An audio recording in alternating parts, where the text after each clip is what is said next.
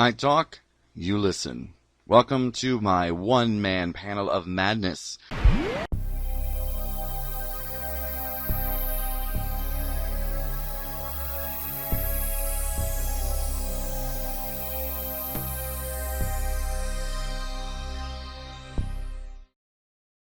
Hi everyone. Okay, so now I just received some pretty sad news that one of my favorite shows on Netflix will be coming back for a third and final season. And I'm talking about Lost in Space. Now, I haven't done a show about Lost in Space because actually I might have done one earlier on when the first season came out. I'm currently in the middle of the second season, and I don't want to binge watch it. That's how much I like it. It's something that I like to watch on a weekly basis.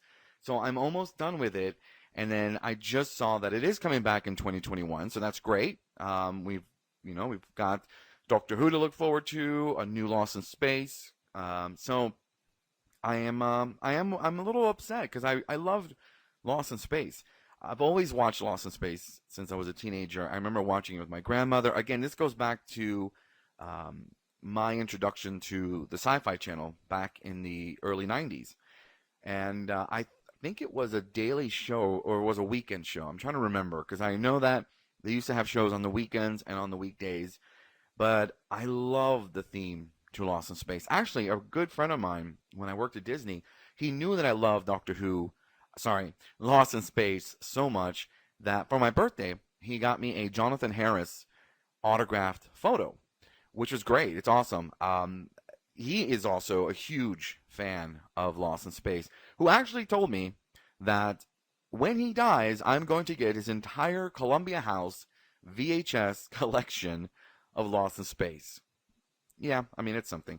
But yeah, I always really enjoyed it because it was one of those shows that was just kind of whimsical and funny, and you just didn't, you didn't see it as science fact.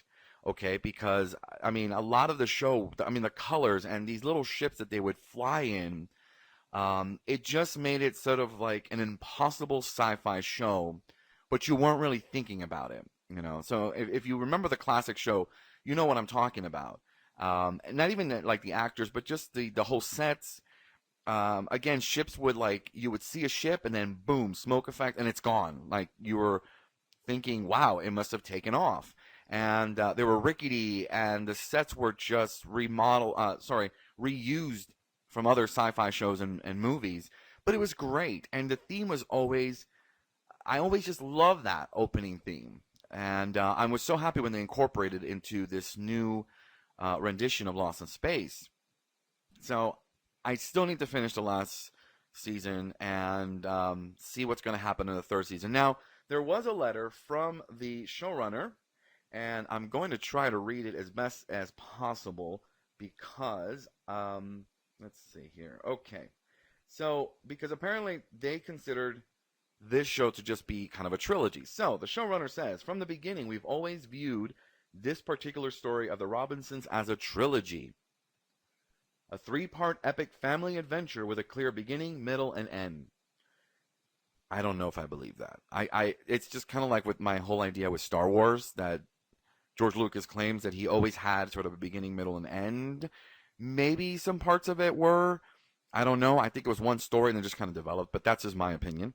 It's also worth noting that with these characters, what these characters go through just trying to survive each episode, if anyone deserves to catch their breath before their next mission, it's Will, Penny, Judy, Maureen, John, Don West, Dr. Smith, the robot, and of course, Debbie, the chicken.